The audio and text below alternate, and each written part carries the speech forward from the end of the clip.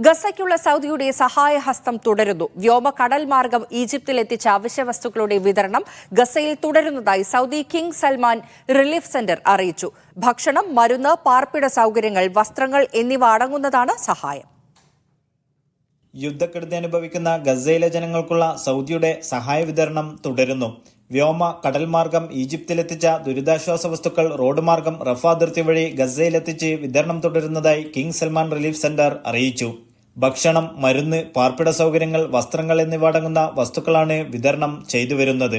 ഗസയുടെ തെക്ക് ഭാഗത്തുള്ള ഖാൻ യൂനിസ് നഗരത്തിന്റെ വിവിധ ഭാഗങ്ങളിലെ ഷെൽട്ടറുകളിലാണ് വിതരണം പൂർത്തിയാക്കിയത്. ഫലസ്തീൻ റെഡ് ക്രസന്റുമായി സഹകരിച്ചാണ് വിതരണം. King Salman humanitarian aid and relief centre മുഖേനയാണ് സഹായം നൽകി വരുന്നത്. ഫലസ്തീൻ ജനതയുടെ പ്രതിസന്ധിയിൽ അവർക്കൊപ്പം നിൽക്കുകയെന്ന ചരിത്രപരമായ ദൌത്യമാണ് സഹായ വിതരണം വഴി സൗദി നടത്തിക്കൊണ്ടിരിക്കുന്നതെന്ന് റിലീഫ് സെന്റർ വൃത്തങ്ങൾ വ്യക്തമാക്കി. ഫലസ്തീന് സഹായമെത്തിക്കുന്നതിന്റെ ഭാഗമായി സൗദിയിൽ പൊതുജനങ്ങളിൽ നിന്നും ധനസഹായവും സ്വരൂപിച്ചു വരുന്നുണ്ട്. Naushad Irikkur, media 1, Dammam.